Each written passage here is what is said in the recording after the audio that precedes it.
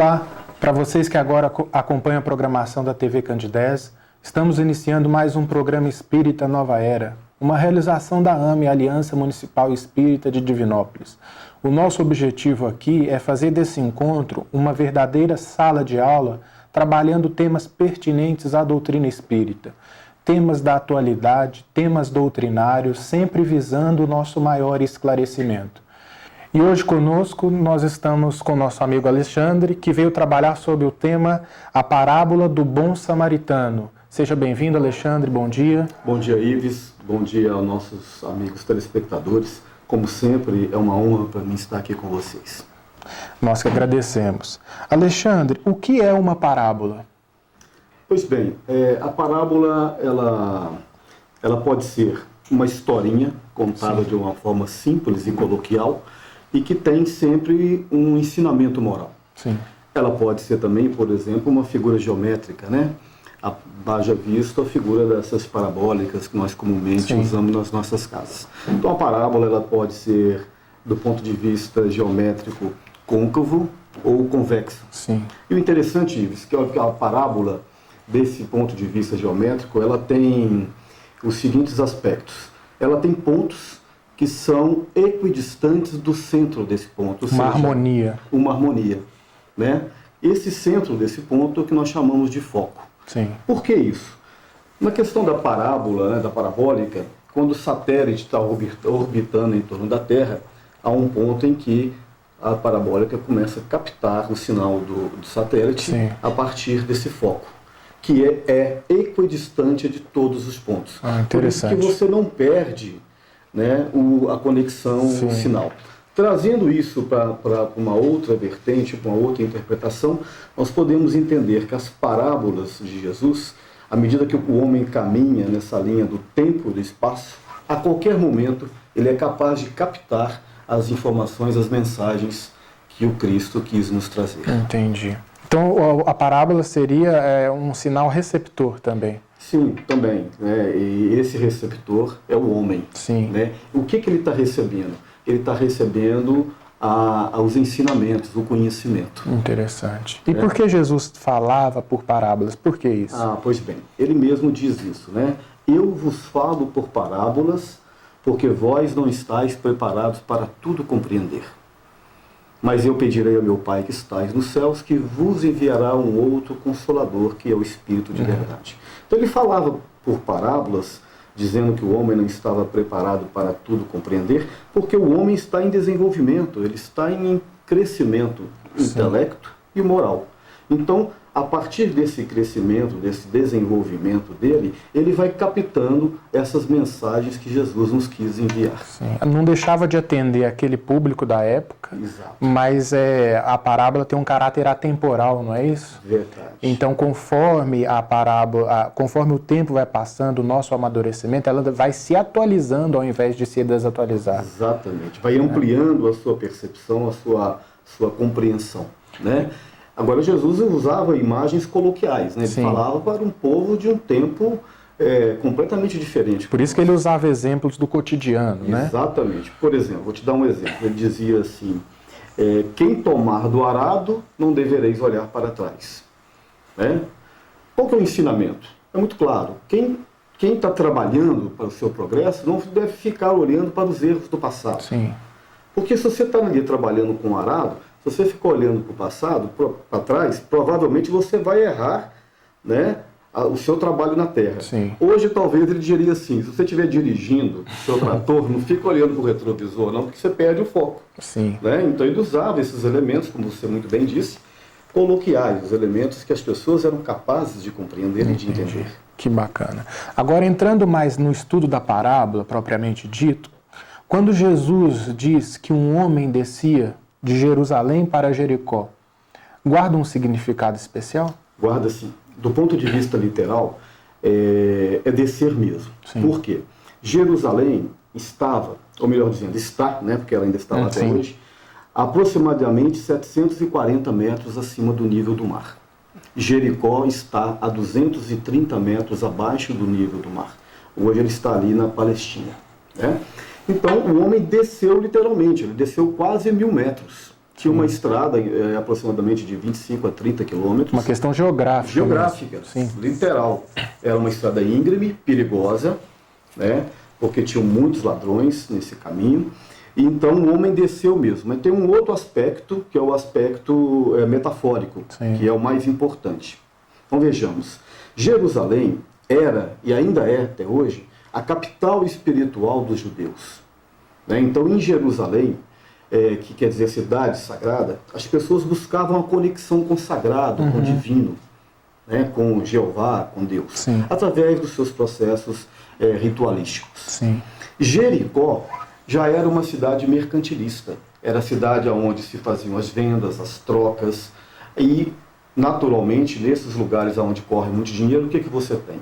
Você tem normalmente prostituição, você tem bebidas, jogatinas. Sim. Então Jericó era uma cidade de cunho muito mais material e Jerusalém espiritual. Era uma cultura diferente, né? Então quando Jesus diz, um homem desceu de Jerusalém para Jericó, entende-se que ele desceu do seu lado espiritual, da sua essência espiritual, para o seu lado material. Vibratoriamente falando. Vibratoriamente falando. E é bom ressaltar isso, que isso aqui nós não estamos criando, inventando essa interpretação, né? É a partir dos ensinos da espiritualidade e do ensino principalmente do livro do Carl Schutter, que foi um pensador Parábolas de Jesus. Parábolas de Jesus, que você muito bem conhece. Sim. É nele que nós estamos inspirando essa nossa reflexão. Continuando a parábola, Alexandre, um homem foi assaltado. Sim. É o que está contido ali. E assaltado por ladrões, evidentemente. Sim. Quem são esses ladrões? Pois bem, nesta vertente de interpretação do Espiritismo, né, nós entendemos que esses ladrões, eles são os chamados obsessores. Sim. Podem ser tanto obsessores espirituais, quanto os obsessores encarnados. É bom a gente ressaltar isso. Então, quando o homem desceu, como você muito bem disse, vibracionalmente, do seu lado espiritual para o seu lado material, humano, mundano, ele teve uma queda vibracional, então ele foi assaltado pelas forças espirituais do mal, que são os espíritos que nós acreditamos que estão temporariamente do mal. E aí, então, que o bateram, que o roubaram, que o deixaram semi-morto. Então, entende-se que a obsessão espiritual, ela tem nuances, ela tem graduações, como coloca também Allan Kardec em O Livro dos Médios. Obsessão simples, fascinação e subjugação. Que o bateram, que o roubaram e que o deixaram semi-morto. É a gradação do processo obsessivo que vai se agravando quando não há devida terapêutica, né? Exatamente. Olha para você ver como é que tem um ponto de concordância entre o Evangelho do Cristo e o ensinamento de Allan Kardec nesse sentido. Com certeza. Para você que agora ligou o seu televisor e que então mudou de canal, nós estamos apresentando o programa Espírita Nova Era. E no dia de hoje com o tema A Parábola do Bom Samaritano. E quem está refletindo conosco sobre isso é o nosso amigo Alexandre Moll. Alexandre, prosseguindo na parábola, passou um levita, nada fez. Passou um sacerdote, também nada fez. E passou um samaritano que lhe estendeu a mão, assim diz a parábola. O que representa cada um desses atores?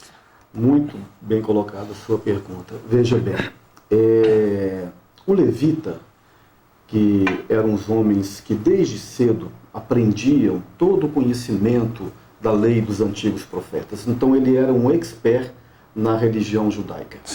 Então, que vinham das tribos de Levi, né, mas eles eram doutrinados e trabalhavam para isso, para serem aquelas pessoas responsáveis por todas as questões de natureza doutrinária e até mesmo hierárquica dos templos das sinagogas. Então era um sujeito que tinha o título de ser um grande sábio da religião. Um status social. Um status social, um professor. Né? E o conhecimento daquela época era basicamente religioso. De ciência quase não se entendia nada. Então ele tinha esse status. O sacerdote, além de ter o conhecimento da lei, era aquele sujeito que tinha a obrigação de levar a palavra para os fiéis, de vivenciá-la, de ensinar. Então também tinha um status, mas um status não doutrinário somente, mas principalmente religioso. Era o sacerdote. Né? E, finalmente, o samaritano. Quem era o samaritano? É bom dizer isso, que o reino de Israel, nessa época, era dividido em 12 tribos, as chamadas 12 tribos de Israel. Samaria estava mais ao norte. Estando mais ao norte, sofria influência cultural dos povos que ele vizinhava, né, ao norte, a Babilônia e outros povos. Então era natural que a Samaria absorvesse parte da cultura estrangeira. Sim. Veja bem no Brasil, aqui em Minas Gerais, né, quem mora no norte de Minas, normalmente tem um sotaque baiano. Sim. Quem mora no sul, mais ou menos paulista. No leste, carioca. Por quê? Porque sofre influências das divisas. Sim. Então Samaria sofria uma forte influência da cultura babilônia e de outras culturas, que eram, por exemplo, politeístas, que acreditavam em vários deuses. Então, o samaritano, ele era meio que estigmatizado. Existia um preconceito muito grande, dizendo que eles não eram de Deus, que eles não seguiam a religião judaica. Então existia um forte preconceito. Como aqui no Brasil, infelizmente, a gente ainda ouve coisas do tipo, ele é nordestino, ele é cabeça chata, esse tipo de coisas pejorativos, negativos, né? Então o samaritano, ele carregava esse pejorativo, esse estigma. Então por que Jesus pega ele como exemplo?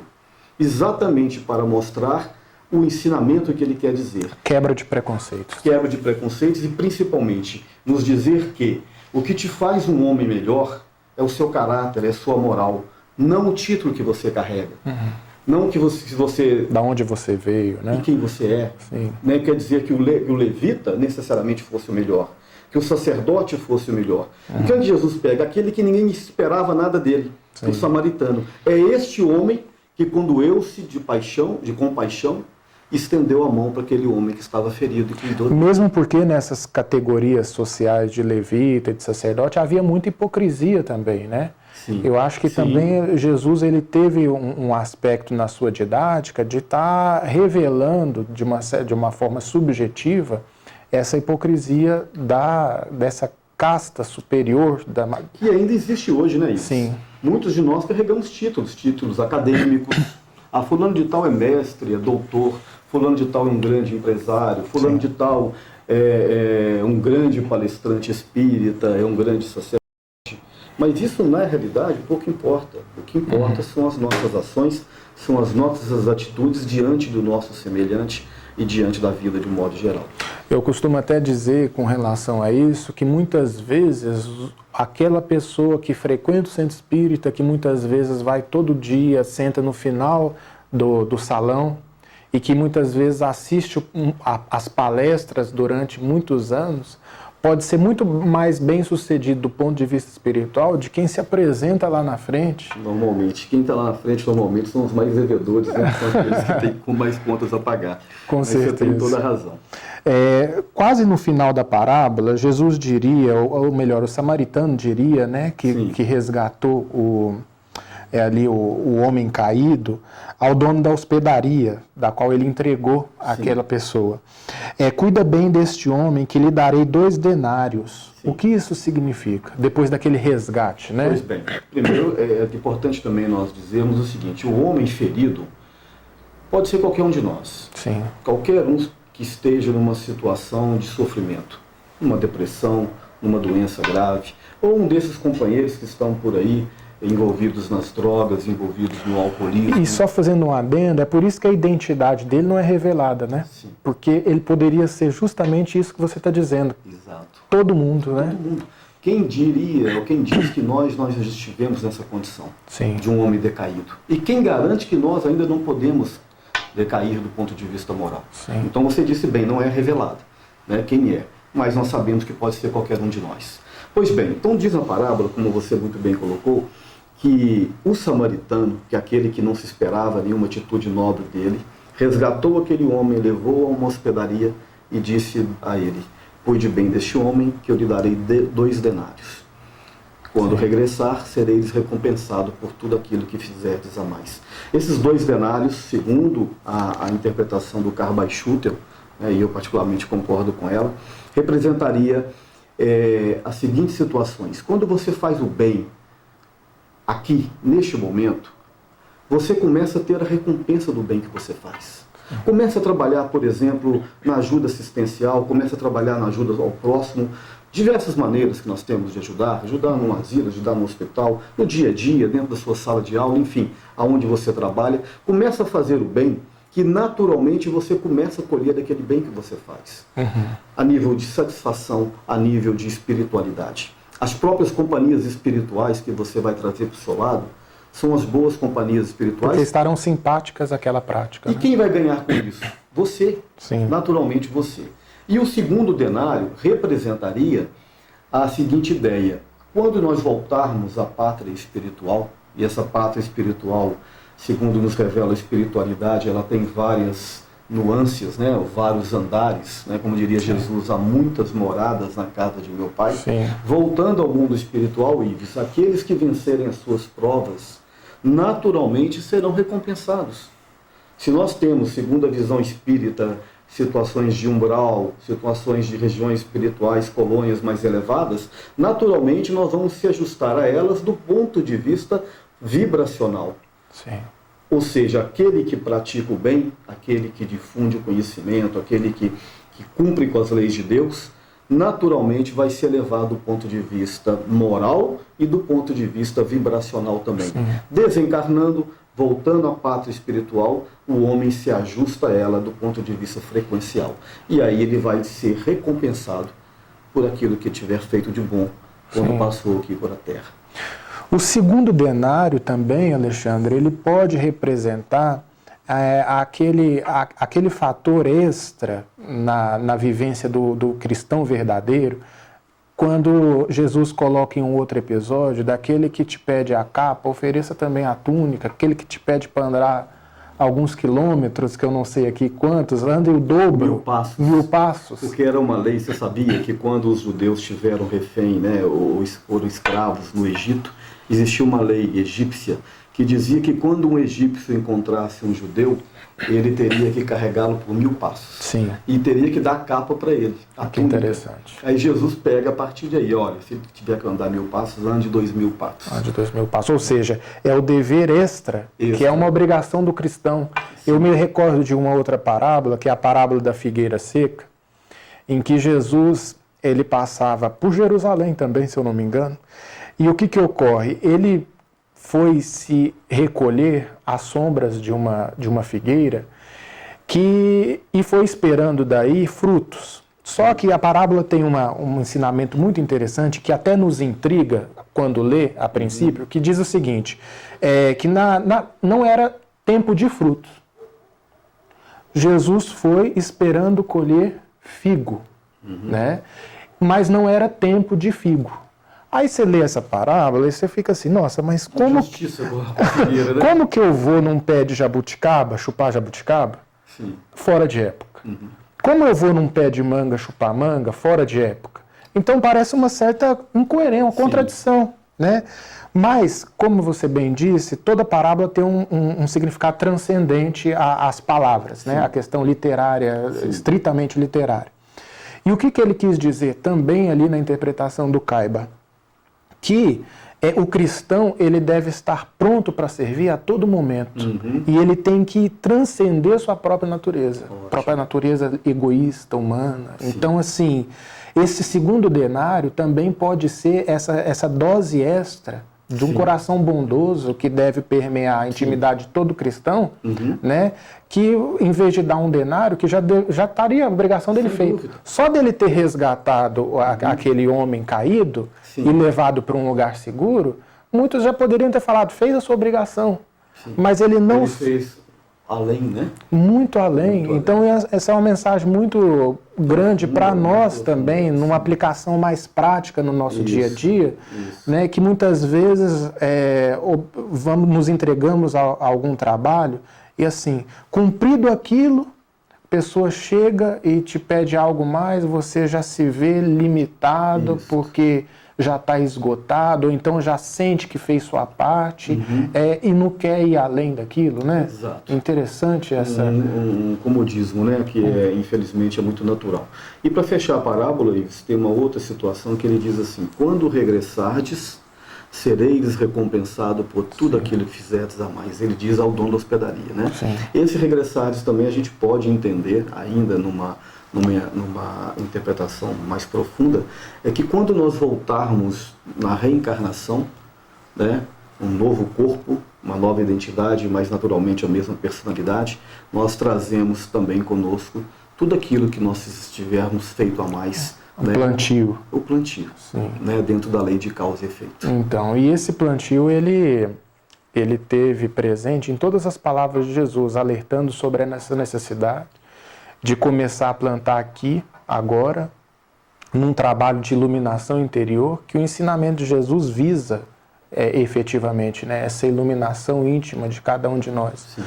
Emmanuel tem uma pergunta no livro O Consolador, só para a gente poder estar dando uma ilustração maior nesse tema, que diz assim: como iniciar o trabalho de iluminação da própria alma, né? Eles perguntam a Emmanuel no livro O Consolador. Ele falou assim, é autodomínio, sublimação do egoísmo, extermínio das paixões. E interessante que quando ele fala iniciar o trabalho de iluminação da própria alma, como iniciar, alma, segundo a pergunta 134 do Livro dos Espíritos, é o espírito encarnado. Então, como iniciar o trabalho de iluminação? Estando aqui. Sim. Isso é interessante quando a gente relaciona com esse plantio, que muitas vezes a gente vai postergando, deixando para amanhã essa questão da reforma íntima, porque realmente é trabalhoso, né, Alexandre? A gente falar de reforma íntima... Lidando com a matéria, lidando com todas essas problemáticas. Convites, né? Todos os convites, né? Como diz lá também aquele ensinamento da porta aberta, né? Sim. Realmente é difícil, mas como você falou, a história do ensinamento de Jesus é puramente pedagógico, né? Sim. O Espiritismo tem essa característica, ele tira essa roupagem dogmática, né, do Evangelho e dá uma interpretação muito mais pedagógica, muito mais racional, ou seja, muito mais prática do ensinamento de Jesus. Eu acho que esse é um dos grandes diferenciais da doutrina espírita nesse aspecto religioso, digamos assim. Com certeza. Alexandre, nós te agradecemos muito pelo esclarecimento. A parábola do bom samaritano, assim como qualquer outra parábola de Jesus, é sempre muito enriquecedora e traz peculiaridades muito significativas e que uma leitura apressada talvez nos passe despercebido. Então a parábola é sinal de convite a se debruçar sobre elas para poder perceber toda essa complexidade que hoje você trouxe muito bem com relação à parábola do bom samaritano, a fim de que a gente possa apreender a essência desses ensinamentos. E praticar, né, isso que é o mais difícil. Você introjetar e colocar isso em prática. É o nosso grande desafio. Mas eu acho que é para isso que a doutrina espírita veio até nós. Exatamente para estimular e nos convidar para colocar isso em prática. Muito obrigado. Obrigado a você. Agradecemos também a audiência, a paciência de todos os nossos telespectadores. Lembrando ainda que o nosso programa vai ao ar todo sábado às 9h30 da manhã, com uma reprise às terças-feiras às 7 horas da manhã. Muita paz e até o nosso próximo encontro. Filho de Deus, multiplicaram-se, através dos tempos, variados conceitos de Deus. Por mais complexos, sempre se tornaram insuficientes para expressar toda a grandeza do Criador. Somente Jesus logrou fazê-lo com perfeição, utilizando-se de uma linguagem simples, no entanto, portadora de alta carga racional e emocional, chamando-o de Pai. O designativo excelente preenche todas as lacunas deixadas por outras definições e referências. Deus é o Pai Criador, o genitor divino, a causa incausada de todos os seres e de todas as coisas. És Filho de Deus, cujo amor inunda o universo e se encontra presente nas fibras mais íntimas do teu ser. Por isso, nada te deve atemorizar ou afligir demasiadamente. Tens uma fatalidade que te aguarda, a plenitude da vida. Lográ-la, de imediato ou mais tarde, dependerá do teu livre-arbítrio. Empenha-te no sentido de conseguir êxito nos teus empreendimentos íntimos, mesmo que a peso de sacrifícios, recordando-te que, em qualquer situação, Deus estará contigo.